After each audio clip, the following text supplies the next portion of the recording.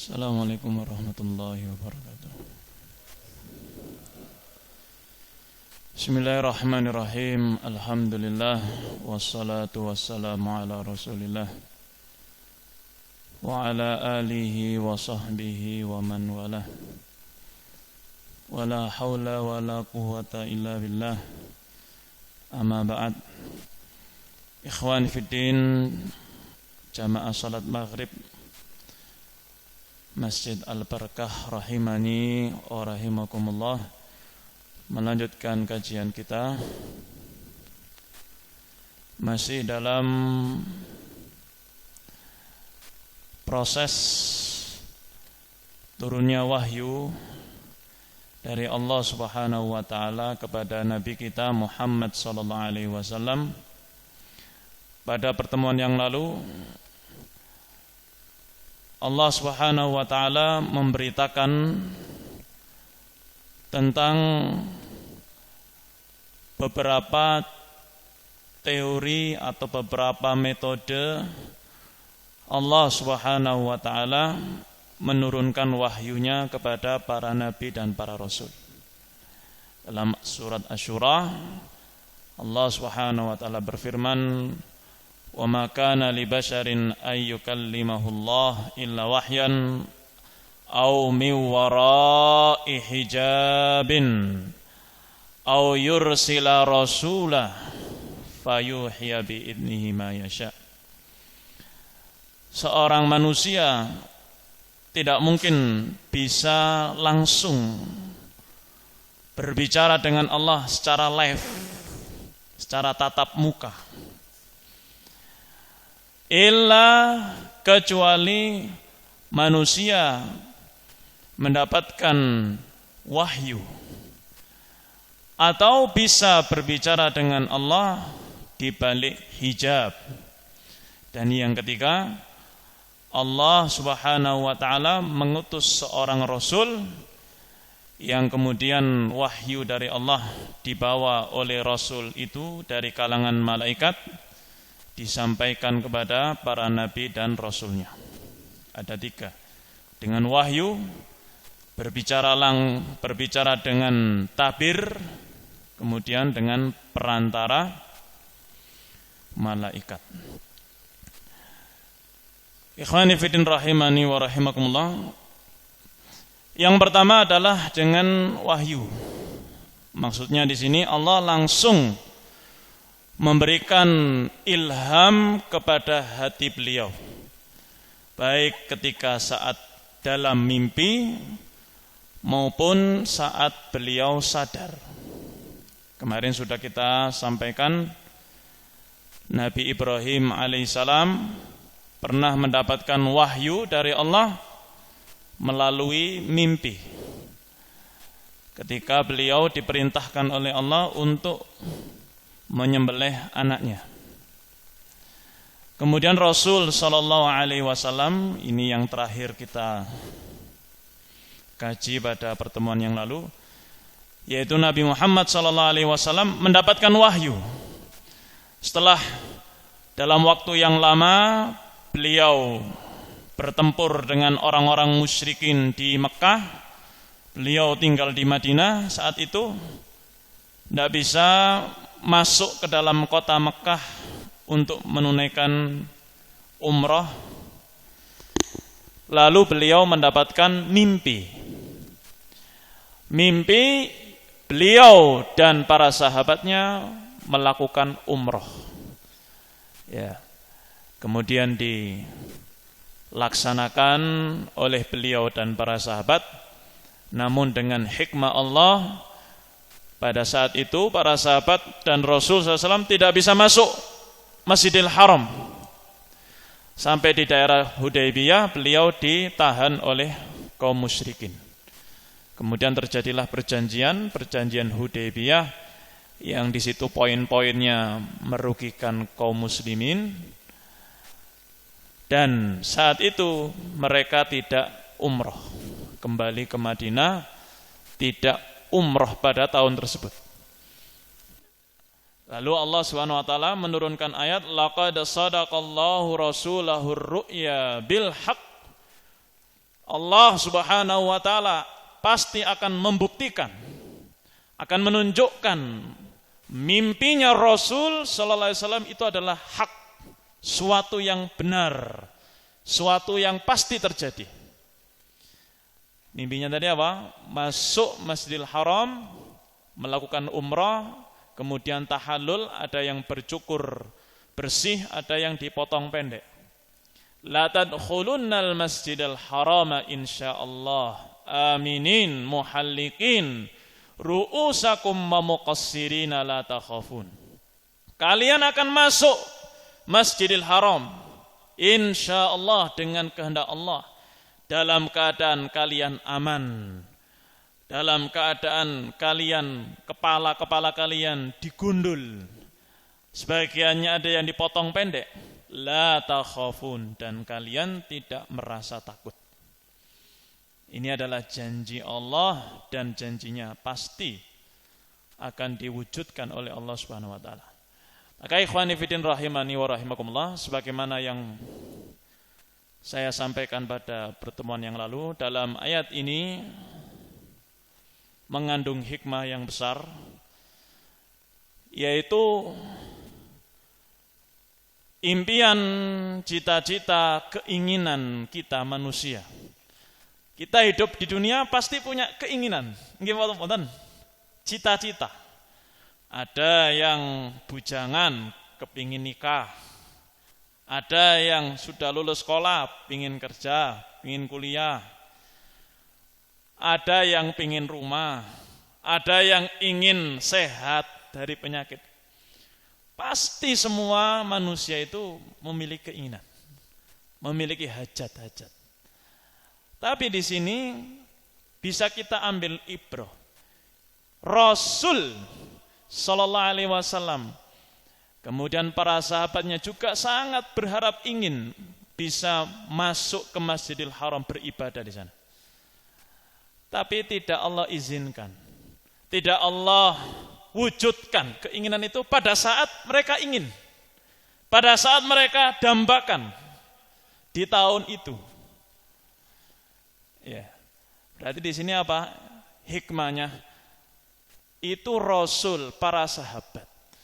Maka manusia, umat Muhammad SAW yang kita ini manusia biasa, tentu akan diuji seperti ujian-ujian yang menimpa pendahulu kita. Impian-impian, keinginan, cita-cita mungkin hari ini belum tercapai. Ya, berapa banyak orang yang sudah menikah belum punya anak? Berapa banyak? Pengen punya nikah, punya anak, sudah lama nikah enggak dapat anak. Ke dokter sini, dokter sana, enggak dapat anak. Sudah pakai herbal ini, obat itu, enggak bisa punya anak. Bertahun-tahun. Keinginannya ya segera untuk dapat anak. Kan kita menikah ingin dapat anak kan gitu. Kerja, nyari kerja sulit sekali. Dapat kerjaan gajinya tidak sesuai. Pindah pekerjaan ini ada saja halangan, rintangan, keluar lagi, resign lagi. Pindah lagi ke sana, enggak cocok lagi. Ya, belum diuji di rumahnya dengan orang tuanya. Anak-anak yang mungkin sudah berusaha dia didik, qadarullah diuji orang tuanya. Anaknya kurang baik, anaknya cukup bandel. Ya. Padahal orang tuanya pengennya ini anak ini berbakti. Tapi qadarullah keinginan dia belum terwujud saat itu. Maka ini mengingatkan sabda Rasul sallallahu alaihi wasallam agar kita tetap bersabar. Kita tetap bersyukur, kita melihat nikmat-nikmat Allah yang lainnya. Ya. Mungkin kita sekarang hidup rumah masih belum punya, masih jadi kontraktor, kontrak sana, kontrak sini kan gitu. Kendaraan ya seperti itu. Tapi kita bersyukur kepada Allah Subhanahu wa taala. Kita bersabar atas ujian-ujian yang Allah berikan kepada kita.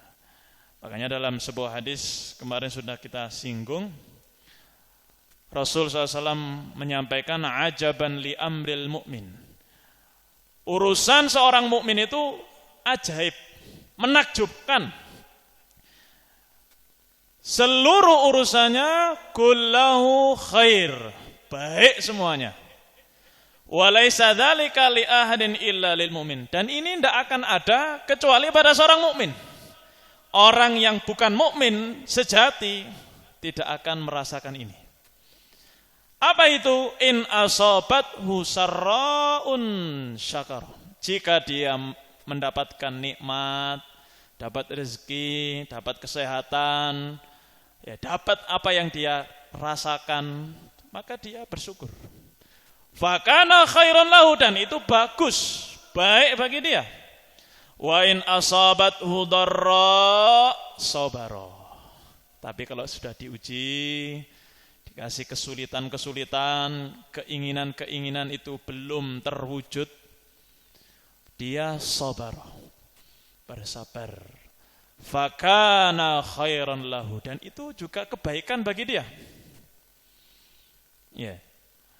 Ikhwani fiddin rahimani wa rahimakumullah, dinasihatkan oleh para ulama, yajibu an ta'lama, wajib bagi Anda, bagi saya, bagi kita semua, untuk mengetahui anna man Allahi subhanahu wa ta'ala li abdihil mu'min al-muhab ata'an wabtila'ahu iyahu afiyah. Sesungguhnya Allah subhanahu wa ta'ala tidak memberikan keinginan, tidak memberikan dan tidak mewujudkan keinginan seorang hamba yang beriman kepada Allah dan yang dicintai oleh Allah. Wabtila'ahu iyahu, dan ujian-ujian dari Allah kepada dia. Allah menghalangi keinginan dia, Allah tidak memberi, bahkan Allah menguji. Maka hakikatnya itu adalah afiyah. Itu adalah afiyah bagi dia. Apa itu afiyah? Kita kan sering dengar ya, semoga sehat wal afiyat. Apa itu afiyat? Sehat wal afiyat. Kalau dalam bahasa Indonesia, sehat wal afiyat. Sehat-sehat. Nah, sekarang afiyat ini apa? Afiyat ini dalam sebuah hadis Rasul SAW pernah bersabda, innahu lam yu'ta abdun syai'an ba'dal yaqin afdala minal afiyah. Sesungguhnya tidaklah seorang hamba diberikan oleh Allah subhanahu wa ta'ala sesuatu ba'dal yaqin, setelah keyakinan. Keyakinan kepada Allah, keyakinan kepada Nabi Muhammad SAW sebagai Rasulnya, keyakinan Islam sebagai agama yang hak, yang benar, keyakinan adanya surga dan neraka, keyakinan dengan janji-janji Allah. Dia yakin sekali, tidak ada keraguan. Itu diberikan kepada seorang hamba, seorang mukmin, kepada kita ini. Sekarang ini kita dikasih keyakinan. Kita sholat 5 waktu, kita sholat maghrib, kan kita ada keyakinan di situ. Tidak mungkin nggak yakin. Yakin sholat maghrib ini adalah kewajiban yang Allah wajibkan kepada manusia. Kita keyakinan itu diberikan oleh Allah. Tidak semua manusia itu dapat keyakinan. Hidupnya penuh dengan keraguan. Dengan Tuhannya aja ragu-ragu. Allah itu ada apa enggak? Tuhan itu ada apa enggak? Agama enggak percaya, pencipta enggak percaya, itu masih banyak manusia. Meyakini manusia, batu-batu, pepohonan, gunung-gunung, matahari, langit, meyakini hal itu semua sebagai Tuhan mereka, sebagai pencipta mereka. Kita diberikan keyakinan oleh Allah Subhanahu wa taala. Allah sebagai Rabb kita, Islam sebagai agama kita. Ya. Kata beliau, tidak ada sesuatu yang diberikan kepada seorang hamba setelah keyakinan itu yang lebih afdola, lebih utama minal afiyah, daripada afiyah. Wa inna lanas'alullahal yaqina wal afiyah. Maka kita, ini kata Rasul sallallahu alaihi wasallam, nabi kita yang mengatakan ini. Sesungguhnya kita meminta kepada Allah, banyak-banyak berdoa kepada Allah, minta al-yakin, minta keyakinan, agar keyakinan itu tidak luntur, terus ada dalam diri kita. Dan kita minta al-afiyah. Ketika kita berdoa dalam sujud, ya, dalam tengah malam, di waktu-waktu mustajab kita berdoa. Bahkan di zikir pagi dan sore ada doa meminta afiyah. Gimana doanya?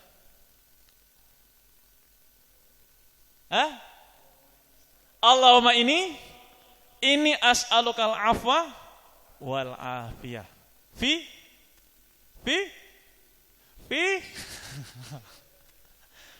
napa? Fi dunya wal akhirah. Ya Allah, sesungguhnya aku meminta kepadamu al-afwa, ampunan. Allahumma inni as'alukal afwa, ampunan, wal afiyah. Fi dunya, di dunia, wal akhirah, dan di akhirat. Ya, satu. Kemudian dalam zikir itu diulangi lagi. Allahumma inni as'alukal afwa wal afiyah fi dini wa dunyaya wa ahli wa mali. Ya Allah, aku minta kepadamu al-afwa, ampunan, maaf dari engkau, dan afiyah. Minta lagi Rasul SAW dalam zikir pagi dan sore. Fi dini, afiyah dalam dini, dalam agamaku. Afiyah fi dunyaya, dalam duniaku. Afiyah fi ahli, dalam keluargaku. Wa mali, dan hartaku. Rasul ini yang mencontohkan Rasul, Nabi kita. Zikir pagi dan sore. Ya, ketika habis sholat subuh sampai syuruk, itu waktu zikir pagi dan sore. Kalau sore sampai tenggelamnya matahari. Itu ada zikir-zikir yang dicontohkan oleh Rasul sallallahu alaihi wasallam. Nah, salah satunya ini tadi. Meminta al-afiyah. Al-afiyah, apa itu al-afiyah? Disebutkan oleh para ulama, maksud dari al-afiyah adalah as-salamah, keselamatan. Ya, sehat wal afiyah. Jadi sehat dan selamat. Selamat dari apa? As-salamah fiddin minal fitnah. Selamat dalam agamanya dari fitnah-fitnah, syubhat-syubhat, kerancuan-kerancuan dalam agama. Ya. Hal-hal yang menyimpang di dalam agama, dia diselamatkan. Agama dia itu murni, selamat. Ya, karena afiyah tadi. Afiyah artinya selamat dalam agamanya dari fitnah-fitnah, dari syubhat-syubhat, kerancuan-kerancuan. Wafil badan minal amrad, badannya selamat dari penyakit-penyakit. Fid dunya minan nas, kemudian selamat dunianya dia minan nasi wa syururihim, dari manusia dan kejelekan-kejelekannya. Ya, selamat agamanya, selamat badannya, selamat dunianya dari kejelekan-kejelekan manusia. Jadi ketika kita meminta al-afiyah itu langsung mencakup semua ini. Apalagi ketika dibaca tadi, Rasulullah memperinci fi dunyaya wa ahli wa mali.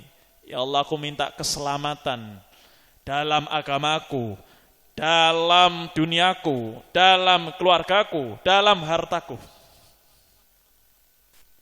Ya, kalau hamba itu diberi, ya sudah, itu adalah sesuatu yang paling utama setelah diberikannya keyakinan, keimanan. Wa in yu'afiyakallah minhum wa yu'afiyahum minka. Allah akan menyelamatkan engkau dari kejelekan-kejelekan manusia, dari makar-makar manusia, dari kejahatan-kejahatan manusia. Allah akan menyelamatkan kamu. Ya. Wa yu'afiyahum minka, dan Allah juga akan menyelamatkan mereka jika kamu berbuat jelek kepada mereka. Allah Subhanahu wa taala ketika memberikan afiyah, maka tidak ada orang yang bisa memudaratkan. Ya. Kita di dunia ini kan mesti ada orang yang tidak suka, nggih. Mesti itu Pak, orang nggak suka itu wonten ae. Kita wis berusaha baik, berusaha sopan, berusaha bertutur kata baik, berusaha senyum. Tapi ya wonten sing musuhi gitu. Ada yang tidak suka, ada yang menggunjing. Punya harta yang cukup banyak, sudah ada yang nggak suka. Menuduh kita, wah itu riba paling itu. Oh paling dia itu menipu paling. Oh lah mesti aja kok bapak Ada saja yang diomongkan itu. Padahal kita itu sudah berusaha yang terbaik gitu. Maka seorang hamba ketika dikasih afiyah oleh Allah, tidak ada yang memudaratkan. Walaupun manusia bersatu di dunia ini untuk menghancurkan dia, maka dia tidak akan termudaratkan sama sekali. Maka sangat penting sekali al-afiyah untuk diminta seorang hamba, seorang mukmin ketika kita berdoa. Kata para ulama, la yatimmu salahul abdi wa sa'adatuhu fid darain illa bil yaqin fillah wa bil fauzi bi afwihi subhanahu wa ta'ala.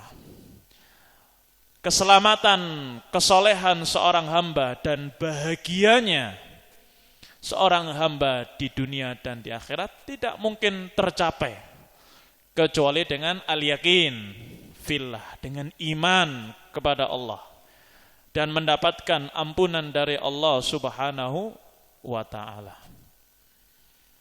Wal afiyah, adapun afiyah tadi, keselamatan itu adalah umdah, sebagai pondasi fi salahi umurid dunya wa salamah min syururiha wa mihaniha. Keselamatan itu, afiyah menjadi pondasi seorang hamba untuk mendapatkan keselamatan di dunia ini dari kejelekan-kejelekan dan ujian-ujian yang ada di dunia. Maka ikhwani fiddin rahimani wa rahimakumullah, ketika kita berdoa, maka jangan lupa untuk berdoa meminta al-yaqin wal afiyah.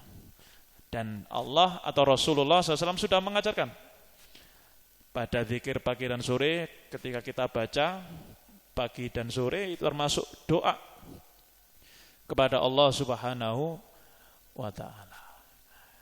Ikhwani fiddin rahimani wa rahimakumullah. Maka kembali ke topik tadi.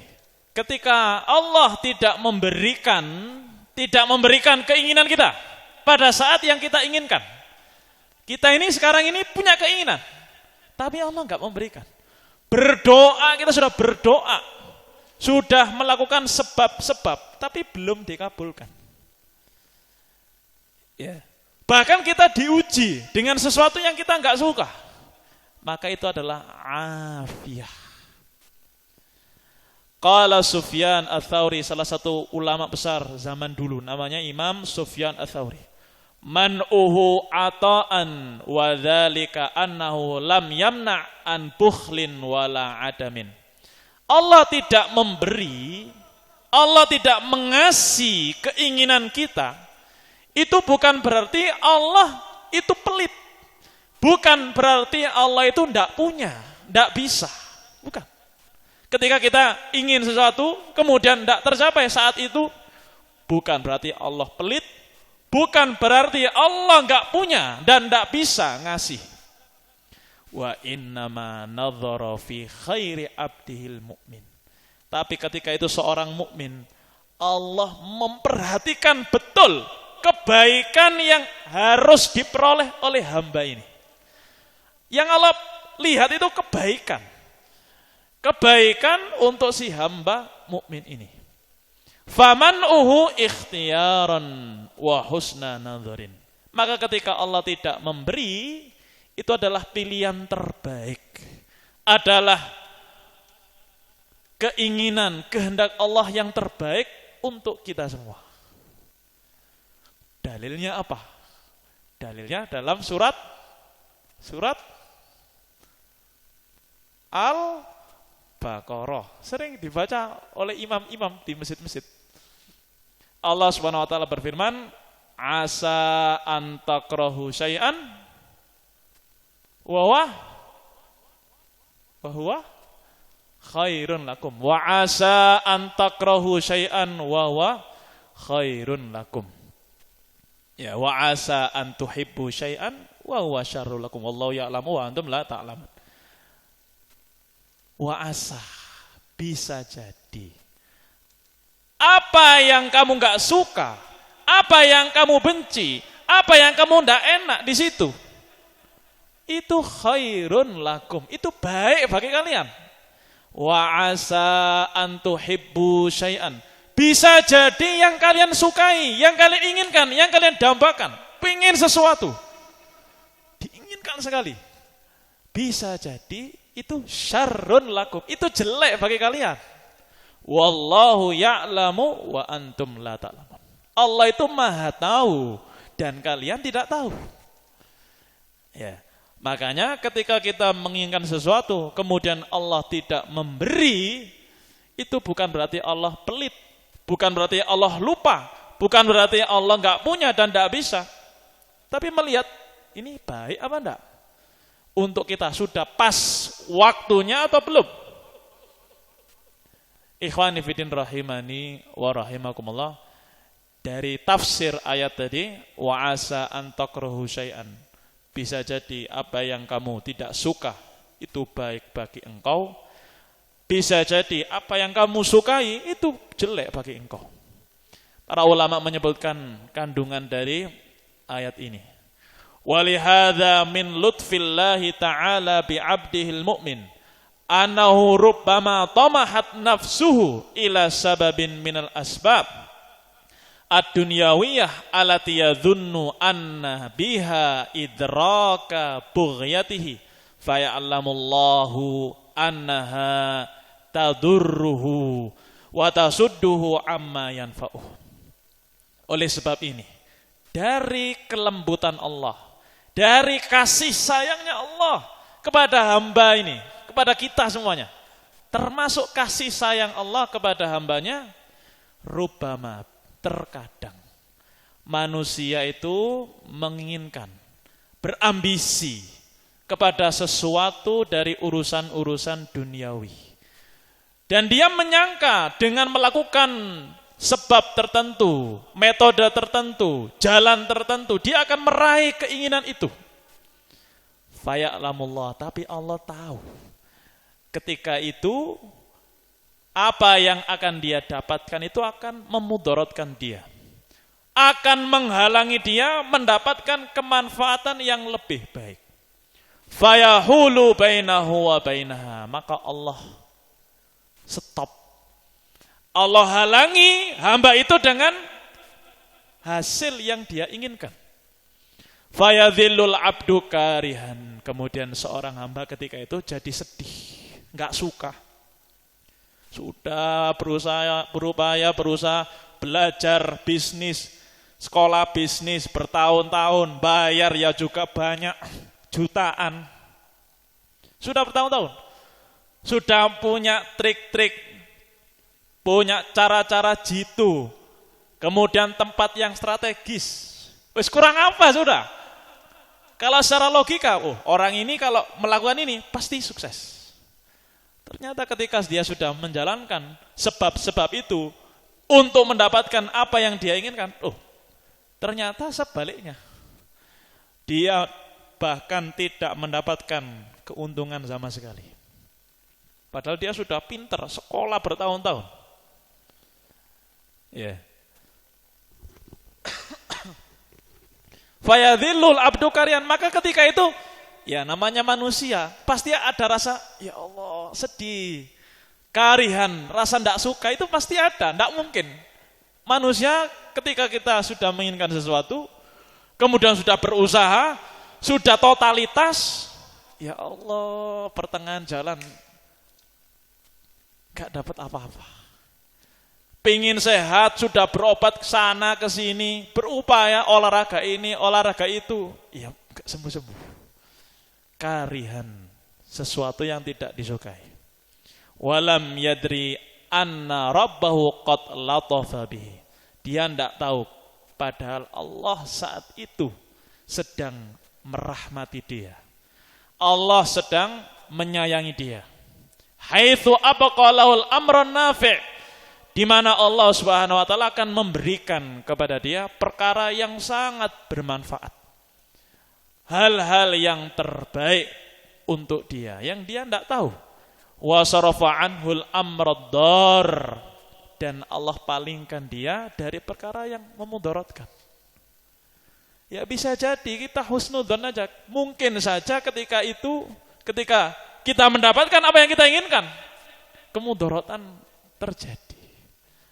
Ya, dapat musibah, banyak musuh, semakin kemudaratan datang kepada kita. Sakit yang tiba-tiba mendadak, itu masalah duniawi. Yang lebih parah lagi, ketika dia ternyata belum waktunya untuk sukses, ya, belum waktunya untuk mendapatkan keinginan dia. Kemudian dia mendapatkan itu, apa yang dia programkan, kemudian dia dapati, ternyata itu memudaratkan dia. Apa yang terjelek kemudaratannya? Dia jadi lupa dengan Allah. Dulu sholat 5 waktu, mempeng, berusaha sekali. Sholat 5 waktu, dulu ke masjid, sekarang sudah jarang ke masjid. Dulu sering ngaji, sering baca Quran, sering datang ke majelis ilmu, sudah mulai luntur. Wonten apa mboten ini? Kayak gini nih. Oh, kuata, Pak. Banyak sekali. Loh, dulu kok ngaji ini bareng sama saya ya. Sekarang kok enggak ada ini. Ngaji bareng, sholat bareng. Ya. Nah, berarti di situ ada kemudaratan. Ketika seorang hamba mendapatkan apa yang dia inginkan, ternyata di situ dia semakin jauh dari Allah, maka itu adalah dipastikan kemudaratan. Maka ketika seorang hamba ditahan oleh Allah untuk mendapatkan sesuatu, bisa jadi Allah itu sedang menjauhkan dia dari kemudaratan. Ya, tadi bisa jadi apa yang kamu tidak suka itu baik bagi Anda. Ikhwani fiddin rahimani wa rahimakumullah. Kemudian yang kedua, rahasia dari ayat tadi adalah annaha taqtadi minal abdi tafwida ila man ya'lam awaqibal umur. Seorang hamba akan tafwid, akan menyerahkan diri dia kepada Allah yang mengetahui kesudahan segala hal. Allah itu sudah tahu 1.000.000, 1.000 tahun yang akan datang. Apa yang akan terjadi, apa yang akan muncul, Allah tahu. Maka seorang hamba yang enggak tahu masa depan, ya dengan ayat tadi pasrah. Ya, ketika dia dapat ujian, pasrah kepada Allah Subhanahu wa taala. Kita ini loh, habis Isya ngapain? Tahu enggak? Kita habis Isya ngapain? Ngapain? Hah? Pulang ya Pak, tidur. Itu kan keinginan kita. Kita enggak tahu habis ini ngapain. Habis Isya ini. Ya, sebelumnya pengen pulang, tidur. Ternyata diajak main badminton, kan itu. Enggak tahu. Mau pulang ke sini, ternyata ke sana. Keinginan itu kita enggak tahu dengan kenyataan yang akan terjadi masa depan. Maka Allah Subhanahu wa taala tahu segala hal yang ada di masa depan. Seorang hamba ketika itu akan pasrah kepada Allah yang mengetahui kesudahan hal-hal yang akan mendatang. Waridha bima yakhtaruhu lahu, dan seorang hamba akan ridho. Kalau dia merenungi ayat tadi, bisa jadi apa yang kamu tidak suka itu baik bagi engkau. Bisa jadi apa yang kamu sukai itu adalah jelek bagi engkau. Jika direnungi, ridho bima yakhtaruhu lahu, maka seorang hamba akan ridho, akan senang Pak, rela wis dengan pilihan Allah Subhanahu wa ta'ala. Di situ seorang hamba akan mengharap kesudahan yang baik dari Allah Subhanahu wa ta'ala, berhusnudzon kepada Allah. Ini rahasia kedua. Rahasia ketiga, anau la yaktariha ala rabbihi wa la yakhtara alaih. Seorang hamba itu tidak usul, tidak ngusul kepada Allah. Ya. Bahasanya tidak ngelangkai, tidak melampaui, tidak ngusul. Bisa ya kita membayangkan usul itu kemana? Kita usul kepada orang tua kita. Pak, saya ini tak sekolah deh, kono ya Pak. Aku kono ya Pak. Orang tuanya tahu di sana itu mungkin kurang bagus, ya kebaikan-kebaikannya nanti tidak ada yang didapatkan oleh anaknya. Bahkan kejelekan-kejelekan dari teman-temannya, orang tuanya tahu di situ. Tapi ya, anaknya usul. Pak, kono ya Pak. Salah Pak, percaya aku Pak. Ya kan gitu biasanya. Dulu kita kalau usul ke orang tua, rata-rata maksa kan gitu. Salah Pak, aku tak rabi ambil iku salah Pak, saya kepingin aku. Loh jangan nikah dengan dia. Dia ini keluarganya gini, anaknya itu kurang bagus, lingkungannya kurang bagus gini. Salah Pak, saya kepingin Pak. Ngusul datang, kan enggak tahu. Ini kebaikan-kebaikan dia enggak tahu. Pokoknya keinginan dia. Maka seorang hamba la yaktari, ketika merenungi ayat tadi tidak akan usul kepada Allah. Dia akan meminta yang terbaik. Dia akan ridho dengan pilihan Allah Subhanahu wa ta'ala. Fala'alla madarratahu wa halakahu fi wa huwa la ya'lamu. Bisa jadi kemudorotan, kehancuran dia itu adalah apa yang dia pilih. Loh kan, wis tak kandhani ya kan. Kon ben kalau rabi aja ambek arek iku. Gak ngikuti bapak nasihati. Gak percaya. Sekarang menyesal kan gitu. Kerjaan juga gitu. Ojo kerja iku le. Kerja sing liyane. Wis salah Pak, aku pengen kerja iki Pak. Ngotot, gak percaya orang tuanya. Sulat berjalan mengalami kesulitan. Kembali ke siapa? Ke orang tua lagi. Waduh Pak, gak jalan Pak, kerjaku Pak. Lah iya wis tak kandhani kan. Ojo ning kono kan gitu. Bisa jadi kemudorotan itu, kehancuran dia itu adalah pada apa yang dia pilih. Dalam keadaan dia tidak tahu. Ya, itu kan antara anak dan orang tua. Allah jauh lebih dari itu. Ya. Fala yakhtaru ala rabbih syai'an bal yas'aluhu husnal ikhtiyari lahu. Seorang hamba itu akan meminta kepada Allah pilihan yang terbaik. Ridho dengan apa yang Allah pilihkan. Fala anfa'alahu min dzalik, dan tidak ada yang lebih bermanfaat dari itu. Ya, dia meminta kepada Allah pilihan yang terbaik. Dia berusaha, ketika di situ mungkin kandas, mungkin tidak dimudahkan, ya sudah, jangan diteruskan kan gitu. Coba yang lainnya. Mungkin di situ bukan jalan yang terbaik. Allah Subhanahu wa taala akan memudahkan dia pada apa yang terbaik bagi dia. Kemudian rahasia dari ayat itu yang ketiga adalah idza fawwada ila rabbih wa radiya bima yakhtaruhu amaddahu fima yakhtaruhu lahu bil quwwah alaih wal azimah was sabr. Ketika seorang hamba melihat ayat tadi, merenungi, kemudian apabila dia menyerahkan itu kepada Allah, ridho dengan pilihan Allah, ridho dengan ujian-ujian ini, dia pasrah, ridho, husnudzon, tidak berprasangka jelek kepada Allah. Jangan-jangan Allah ini enggak suka, jangan-jangan Allah ini benci dengan saya. Enggak, dia tetap ridho. Oh ini yang terbaik. Allah pasti memberikan jalan yang terbaik. Dia husnudzon kepada Allah. Apa yang dia peroleh? Amadahu fima yakhtaru lahu bil quwwah. Allah akan kuatkan dia. Allah akan berikan dia kekuatan. Allah berikan dia tekad. Allah berikan dia kesabaran.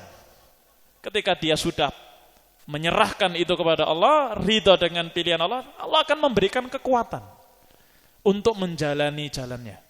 Wa sarafa anhul afat allati hiya urdatu ikhtiyaril abdi li nafsihi.